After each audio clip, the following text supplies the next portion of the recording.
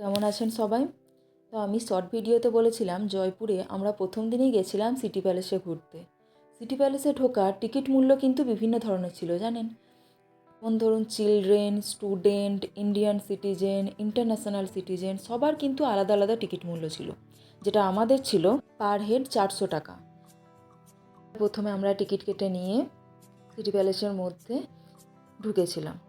ঢোকার মুখেই প্রথমেই ছিল বিশাল বড় একটা বাগান, যে জায়গাটা খুব সুন্দর ফুলের গাছ এমনকি অন্যান্য গাছপালা দিয়ে এতটাই সাজানো গোছানো ছিল যে দেখতে অপূর্ব লাগছিল। এবং সেখান থেকেই মিউজিয়াম গ্যালারিটা দেখা যাচ্ছিল। আর রাজস্থানের কারুকার্য নিয়ে তো কোনো কথাই হবে না। এই সিটি প্যালেসটি জয়পুর শহরের ঠিক কেন্দ্রে অবস্থিত ছিল। এটা ছিল মুঘল আর রাজপুত স্থাপত্যশৈলীর এক অপূর্ব সংমিশ্রণ, যেটি মহারাজা সওয়াই জয় সিং 1727 থেকে 1732 সালের মধ্যে তৈরি করেছিলেন। এই সিটি প্যালেসের মধ্যে প্রধান 5টি আকর্ষণ রয়েছে। তার মধ্যে প্রথমেই আমরা যেখানে ঢুকেছিলাম সেটা হলো মোবারক মহল। এটা আসলে ছিল একটা ক্লথ গ্যালারি, মানে বিভিন্ন ধরনের রাজকীয় পোশাক আশাক, পোলো খেলার বিভিন্ন পোশাক, এছাড়াও রাজাদের বিভিন্ন সময়ের যে বেডশিট সমস্ত কিছুই ওখানে সংরক্ষণ করে রাখা হয়েছিল। আমি তো প্রথমে দেখেই অবাক হয়ে গেছিলাম। মানে যেমন ধরুন আমরা যে পোশাকগুলো এখন পরি, সিল্ক বা হ্যান্ডলুম বা আরও কাঁথা স্টিচ বা যেমন ধরনের শাড়ি বা জামা কাপড় আমরা দেখতে পাই, সেগুলো সব কিছুই কিন্তু তার নমুনা ওখানে কিন্তু জমা আছে বা সংরক্ষিত আছে বলতে পারেন। ওখানে গিয়ে আমার একটা জিনিসের কথা খুব মনে পড়ছিল জানেন। ছোটোর থেকে দেখতাম আমরা যখন দুর্গাপুজোয় বাজার করতে যেতাম, তখন প্রথমেই আমরা ভাবতাম যে এবারে যে জামাটা উঠেছে সেই জামাটা, কিন্তু মিউজিয়ামের মধ্যে যখন ওই পোশাক আশাক বা ওই যে ক্লথ সমস্ত কিছু দেখছিলাম না, তখন শুধু একটা কথাই ভাবছিলাম যে আমরা যেগুলো ভাবছিলাম যে বর্তমানে উঠছে, কিন্তু সেইগুলো দেখছি বহু প্রাচীন কাল থেকেই রাজরাজারা ব্যবহার করে এসেছেন। আর আমরা ভাবছি হয়তো আমরা নতুন ধরনের পোশাক পরছি, কিন্তু আসলে সেগুলো কিছুই না। এখানে ফোনে হয়তো অতটা বোঝা যাচ্ছে না, কিন্তু সামনে থেকে দেখলে সমস্ত কিছু দেখে অবাক হওয়ার মতো। কারণ এত সুন্দর কারুকার্য, এমনকি বহু প্রাচীনকালের বলে ওই যে জিনিসপত্রগুলো জামা কাপড় সমস্ত কিছু অনেকটা ছিন্ন ভিন্ন হয়ে গেছে। তো বর্তমানে সেইগুলোকেই আবার ওই জায়গাগুলোয় বিভিন্ন ধরনের কারুকার্য করে যে নতুনভাবে সাজিয়ে রেখেছে, তো ওটাই হচ্ছে দেখার মতো। এমনকি ওগুলো দেখে বোঝাও যাচ্ছে না যে ওই কাজগুলো পরে করা হয়েছে বা ওই কাজগুলো আবার পুরোনোটার থেকে আলাদা। তো পুরো গ্যালারিটা অনেকটাই বড় ছিল। পুরোটা দেখার পর আমরা ওখান থেকে বেরিয়ে এসেছিলাম। এখানে তো ভিডিও করা বারণ ছিল, আর ফটো নেওয়ার কোনো বাধা ছিল না, কিন্তু তাই আমি যতটুকু পেরেছি ফটো ভিডিও নেবার চেষ্টা করেছি মাত্র। তো ক্লথ গ্যালারি দেখার পর আমরা আস্তে আস্তে ওখান থেকে বেরিয়ে এসেছিলাম। ওখান থেকে গিয়েছিলাম আমরা পেন্টিং গ্যালারিতে, যেখানে বিভিন্ন রাজরাজাদের পেন্টিং ওখানে করা আছে। প্রত্যেকটা এক একটা পেন্টিং এমনও ছিল পুরো দেওয়াল জুড়ে, মানে এতটাই বিস্ময়কর একটা জিনিস, দেখে মনেই হচ্ছে না যে ওগুলো পেন্টিং, মনে হচ্ছে যেন সামনেই হয়তো মানুষটা দাঁড়িয়ে আছে, এই রকম ধরনের। এছাড়া ছিল রামায়ণ মহাভারতের বিভিন্ন কাহিনী, যেগুলো পুরোটাই পেন্টিংয়ের সাহায্যে দেখানো। এতটাই দেখতে সুন্দর লাগছিল, দেখে দেখে চোখ জুড়িয়ে যাচ্ছিল পুরো। আরও একটা জিনিস যেটা দেখলাম ওখানে, রাজস্থানে জানেন তো যেহেতু একটা ওখানে গেলে না আপনারা ইন্ডিয়ানদের থেকে ইন্টারন্যাশনাল যে সিটিজেন তাদেরকে বেশি দেখতে পাবেন। ভাবতেও অবাক লাগে যে কত দূর থেকে ওনারা এসছেন শুধুমাত্র ওই এত সুন্দর কারুকার্য দেখার জন্য। এমনকি জানেন সবাই গাইড নিয়ে প্রত্যেকটা জিনিস খুঁটিয়ে নিটিয়ে দেখছিলেন। ওনাদের আগ্রহ আর ধৈর্য দেখে সত্যি অবাক না হয়ে উপায় নেই। তো পুরো পেন্টিং গ্যালারি ঘোরার পর আমরা তারপরে চলে গেছিলাম সিলেখানা অর্থাৎ আর্মস গ্যালারিতে, যেখানে রাজরাজাদের বিভিন্ন ধরনের তলোয়ার, বিভিন্ন ধরনের যে সিংহাসন, বন্দুক সমস্ত কিছুই এখানে রাখা আছে।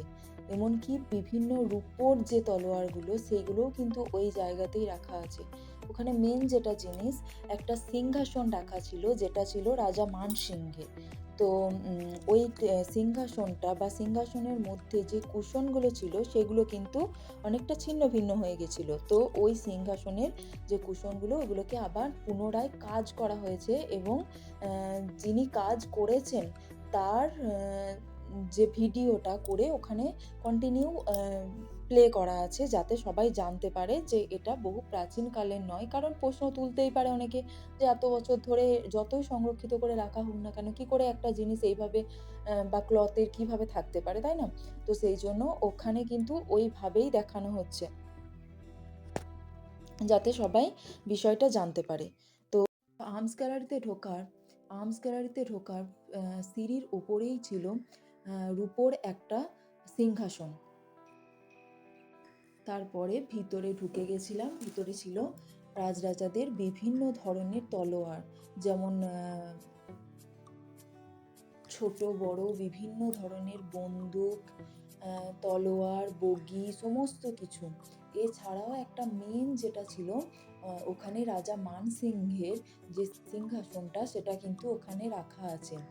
আর সিংহাসনের ওপরে যে কুশনগুলো রাখা ছিল সেই কুশনগুলো না যেহেতু বহুদিন ব্যবহার করা হয়েছে, তো সেই কারণে কিন্তু ছিন্ন ভিন্ন হয়ে গেছিলো। তো ওই কুশনগুলোকে পুনরায় আবার ওই একই ধরনের কারুকার্য করে ওখানে রাখা আছে। এমনকি যিনি কাজটা করেছেন তার ভিডিও করে ওখানে কিন্তু কন্টিনিউ প্লে করা আছে, যাতে সবাই বিষয়টা জানতে পারে। না হলে কিন্তু অনেকের মনে তো প্রশ্ন আসতেই পারে যে এত বছর ধরে ব্যবহার করার পরেও যতই ওটা তো ক্লথ, তো কী করে এটা ওই একই রকমভাবে থাকতে পারে, তাই না?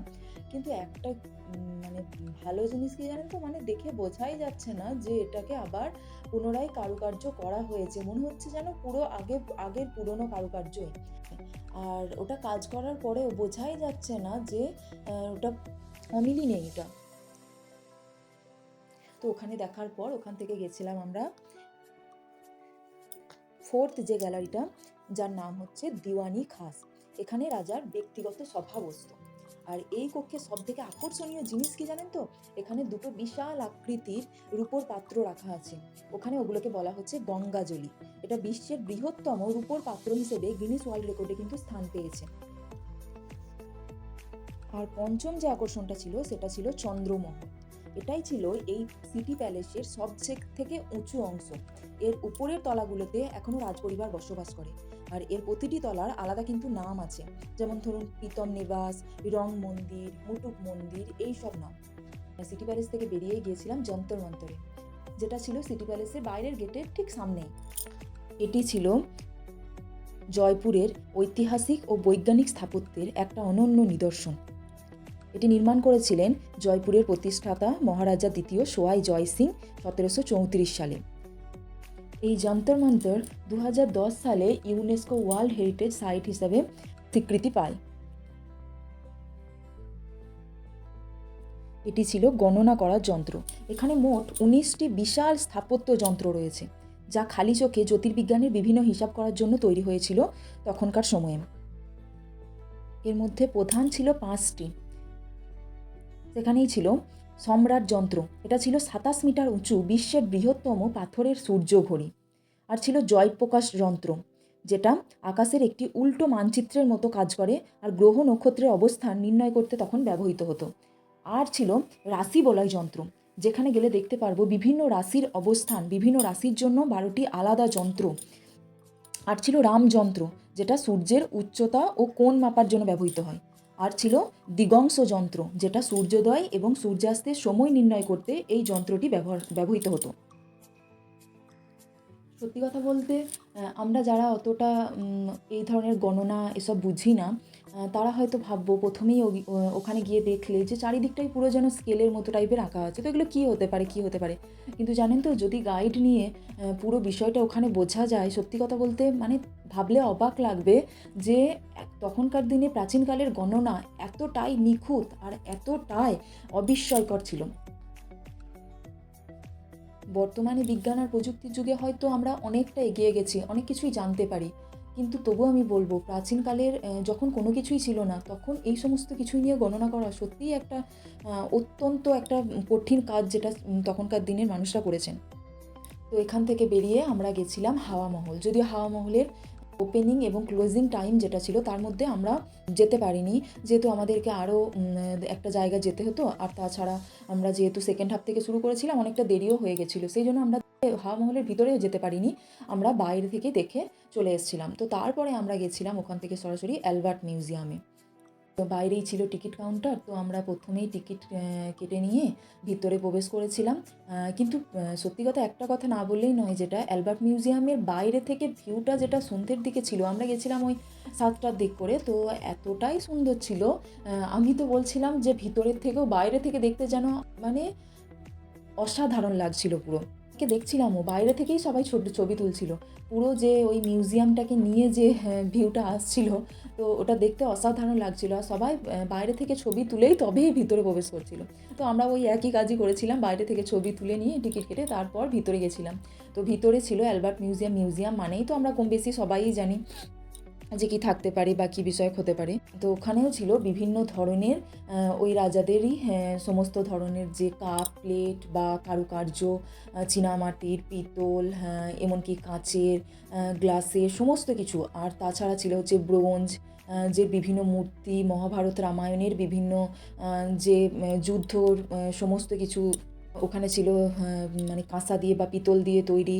তাছাড়া ছিল বেশিরভাগটাই ছিল পাথরের, বিভিন্ন পাথরের, পাথর কেটে যে পাথরের যে মূর্তি তৈরি হয়, সেই সমস্ত কিছু পাথরের মূর্তি। এমনকি কৃষ্ণের যে 10 অবতার, তাদের পাথরের মূর্তি, সেই সব পাথরের মূর্তি। আর ছিল বিভিন্ন যে দেবদেবী, দেবদেবতা, তাদের পাথরের মূর্তি, সমস্ত কিছুই ছিল ওখানে রাখা। আমার পক্ষে অতটা তোলা তো সম্ভব হয়নি, কারণ ওখানে প্রত্যেকটা জায়গাতেই দেখছিলাম যে ফটো তোলা ঠিক আছে, কিন্তু ভিডিওগ্রাফি ওখানে কিন্তু বারণ ছিল, যার কারণে অতটা সরাসরি করাটা সম্ভবও হয়নি। তবু যতটুকু পেরেছিলাম, সবাই মোটামুটি, শুধুমাত্র আমি নই, সবাই কম বেশি ফটো ভিডিও তুলছিল, কিন্তু রুলস অনুযায়ী বারণ ছিল। তো আমরাও রীতিমতো ওখানে সমস্ত কিছু দেখার পর, আর বুঝতেই পারছেন এতটা জার্নি করে গিয়ে আবার সঙ্গে সঙ্গে বাইরে বেরিয়ে এতগুলো জায়গা যে ঘোরা, তো প্রচণ্ড ক্লান্ত হয়ে গেছিলাম, আর পারছিলামও না। তাই যতটা তাড়াতাড়ি সম্ভব দেখে বেরিয়ে ওখান থেকে আমরা সরাসরি চলে এসেছিলাম আমাদের হোটেলে। তো প্রথম দিনের আমাদের ভ্রমণ এইটুকুই ছিল, তারপরে আবার সেকেন্ড দিনের শুরু হবে।